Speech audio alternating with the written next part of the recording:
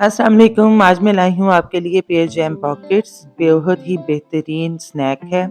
आप इसको family get together में सर्व करें, गेस्ट को सर्व करें या खुद एंजॉय करें। बहुत आसान है इसको बनाना और आप इसको बहुत ही मज़े ले लेके खाएंगे। और लेकिन इससे पहले मैं आपको एक छोटा सा और बहुत अहम मैसेज देना चाहती हूँ, वो ये कि आजकल एक सोच बहुत परवान चढ़ रही है कि सौतेली माँ या बाप जो है वो बच्चों के महरम नहीं होते। तो ऐसा बिल्कुल नहीं है। कुरान में वाज़ेह इरशाद बारी ताला है, ये हमारी बदकिस्मती है कि हम कुरान तर्जुमे के साथ नहीं पढ़ते। इसीलिए हमारी बुनियादी तालीम भी बहुत कम है। और मुसलमान होने के नाते हमें सबसे पहले ये सोचना चाहिए कि जिस रब ने हमारे लिए तमाम पर्दों का इंतज़ाम किया है और अच्छे बुरे को वाज़ेह करके वाज़ेह फ़रमाया है, तो क्या वो हमें नामहरम रिश्तों में एक ही छत के नीचे जोड़ेगा? ऐसा कभी नहीं हो सकता।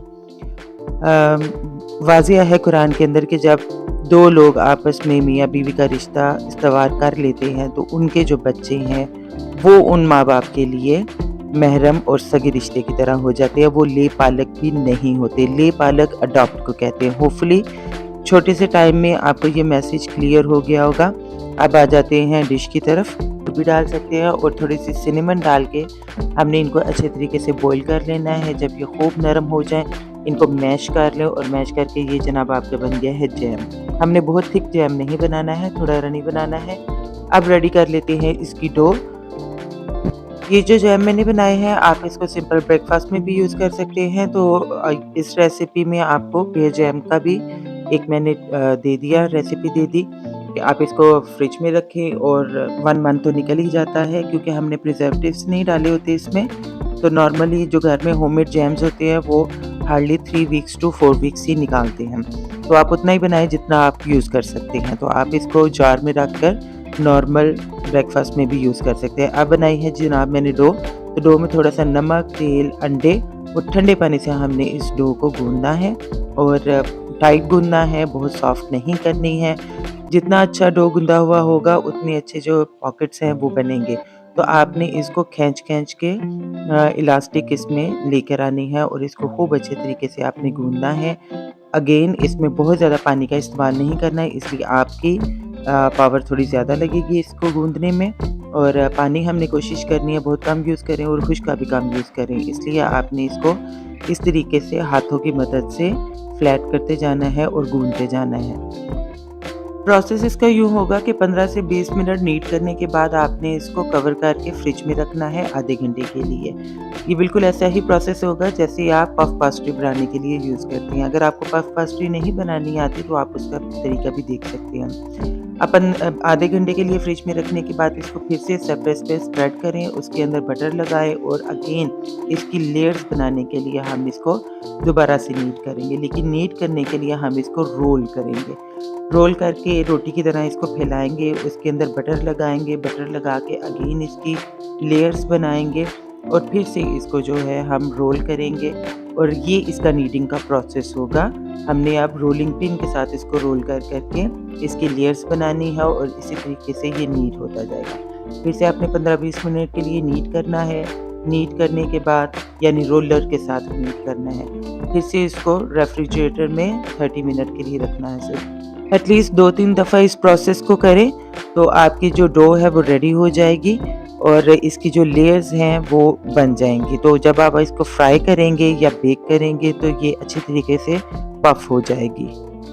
यहाँ मैं ये बात क्लियर कर दूँ, ये एग्जैक्ट पफ पास्ट्री बनाने का तरीका नहीं है। उसमें बटर जो है वो ज़्यादा लगता है, वो आपको कभी किसी और वीडियो में सिखाऊंगी।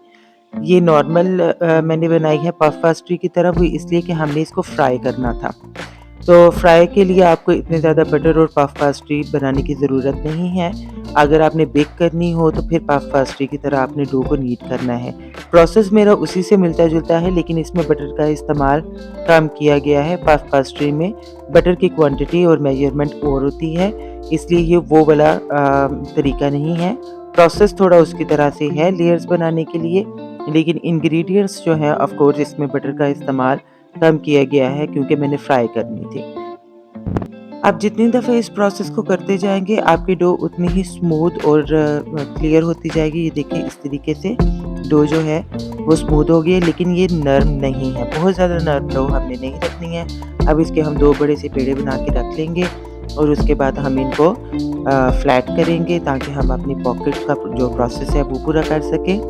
तो मैंने 2 बड़े हिस्सों में इसको डिवाइड कर लिया है। अब मैं इसकी बनाऊँगी एक बड़ी सी फ्लैट सी रोटी, बहुत थिन लेयर करनी है, जैसे आप कोई मोमोज़ बनाते हैं उसमें करते हैं या समोसे बनाते हैं उसमें करते हैं, तो इतनी ही फ्लैट लेयर आपने बनानी है इसकी। तो मैं चौड़ाई में बनाऊँगी और इसको लंबा कर लूँगी। आप चाहें तो छोटे-छोटे से बॉल्स बना के अलग से सिंपली अलग-अलग भी इसकी डो नीट कर सकते हैं, लेकिन वो मुझे ज़रा थोड़ा टाइम टेकिंग लगता है, इसलिए मैं पूरी डो जो है वो फ्लैट करूँगी और इसके ऊपर फिर आप कटिंग कर लेंगे और आराम से आपकी जो है पॉकेट्स है वो रेडी हो जाएंगी। तो आप कर लेंगे इसको बहुत ही थिन फ्लैट। जब आपने फ्लैट करना है तो हुचके का इस्तेमाल थोड़ा कम रखना है, हाथ भर भर के हुचका नहीं डालना है, बिल्कुल थोड़ा-थोड़ा सा आप ड्राई फ्लावर जो है वो स्प्रिंकल करेंगे। तो इस तरीके से ये मेरी काफ़ी अच्छे तरीके से डो फ्लैट हो गई है। अब मैं इसको इक्वल कर लूँगी साइड से ताकि एक जैसी शेप्स आ सके। तो मैंने एक्सेसिव कॉर्नर्स जो है वो काट के इसको एक अच्छे सा रेक्टेंगुलर शेप दे दिया है। अब इन पॉकेट्स को हम फिलिंग करेंगे। फिलिंग से पहले दोनों डो आप रेडी कर लेंगे, एक ऊपर आएगी एक नीचे जाएगी। तो इस तरीके से छुरी की मदद से आप फेवरेबल साइज़ेस के पॉकेट्स के निशान लगा लें। अभी मैंने कटिंग नहीं की है, जस्ट हल्के हाथ से इसके ऊपर निशान लगाए और छोटी-छोटी सी पॉकेट्स बनाई हैं। और इस तरीके से आप करेंगे फिलिंग, और फिलिंग करते हुए आप अपने फेवरेट इसमें ड्राई फ्रूट ऐड कर सकते हैं। आप चाहे तो स्किप भी कर सकते हैं। मैंने छिले हुए बादाम भिगोए हुए जो रखे होते हैं उनके साथ इसकी फिलिंग की है। फिर वेट ब्रश के साथ इसके कॉर्नर्स को आप वेट कर लेंगे ताकि इसके ऊपर जब आप डो को फैलाएं तो वो इसके साथ स्टिक हो जाए। तो इस तरीके से जो मैंने 2 डो रेडी की थी, एक पर मैंने जैम लगाया है और दूसरी इसके ऊपर फ्लैट करके इस तरीके से आपने पॉकेट्स को कट कर लेना है। बहुत आसानी से हो जाएगा। मेरे पास थोड़ी जगह कम है तो मुझे थोड़ी डिफ़िकल्टी आती है।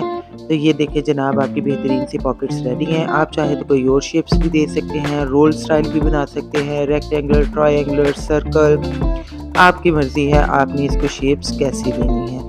मैंने ऊपर से स्प्रिंकल किया है थोड़े से सेसमी सीड्स, ये लगा लें। इसके लिए आपने पहले ऊपर से सरफेस को गीला कर लेना है और फिर सेसमी सीड्स ऊपर स्प्रिंकल करने हैं ताकि वो उसके साथ चिपक जाए। कुछ को मैंने रोल की शेप्स दे दी थी तो लेंथ में भी बना लिए थे, just to have an eye pleasing platter.